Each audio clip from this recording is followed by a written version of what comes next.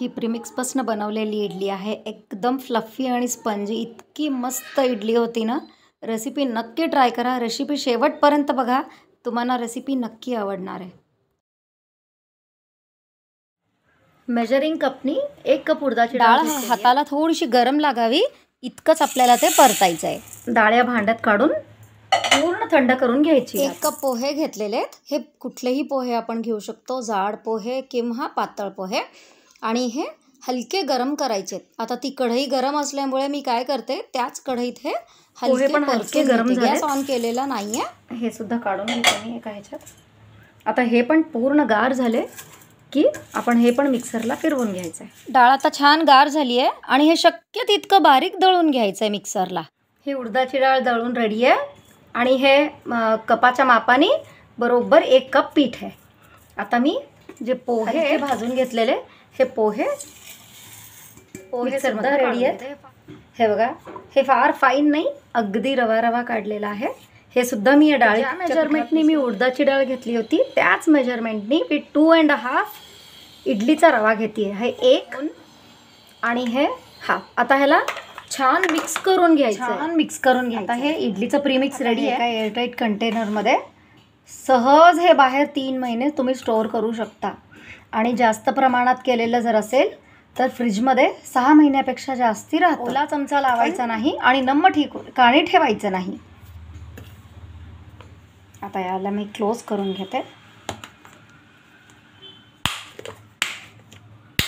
बस हे आपण असंच स्टोअर करून ठेवू शकतो. आणि आपल्याला जेव्हा इडली करायची आहे तेव्हा आपल्याला लागेल तसं पीठ ह्यातनं काढायचं. इमिडिएटली सुद्धा करू शकतो, नाही ट्रेडिशनल मेथडमध्ये फर्मेंट करून सुद्धा करू शकतो. इथे मी 2 कप प्रीमिक्स घेतलेलं आहे. म्हणजे आपल्याला किती लागतं एकदम पाणी न घालता थोडं पाणी घालून आपल्याला हे इडलीच्या पिठाच्या कन्सिस्टन्सीमध्ये मिक्स करून घ्यायचं आहे. इकडं इडलीचं पीठ कालवून रेडी आहे. आता मी ह्याला एकाच डायरेक्शनमध्ये 2 ते 3 मिनटं छान फेटून घेते.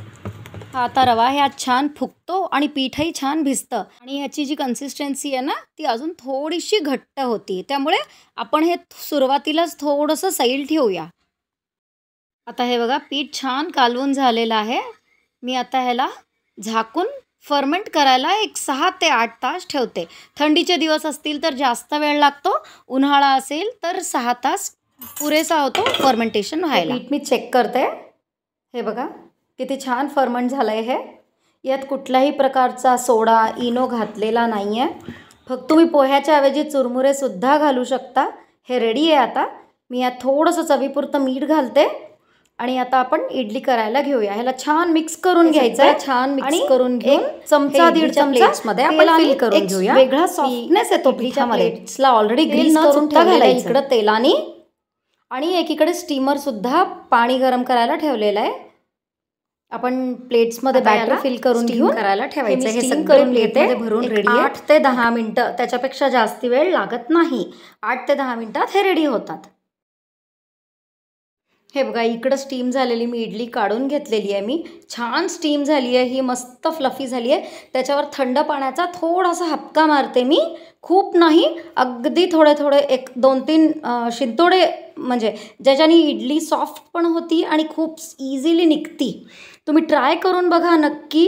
ही एक खूप छान टिप आहे. थोडासा पाण्याचा हपका मारायचा आणि इडली काढून घ्यायची. खूप इझिली इडली सुटती.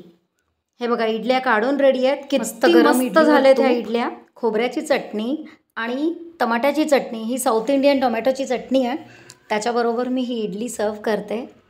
इथे इडली बघा किती फ्लफी झाली आहे. एकदम मस्त.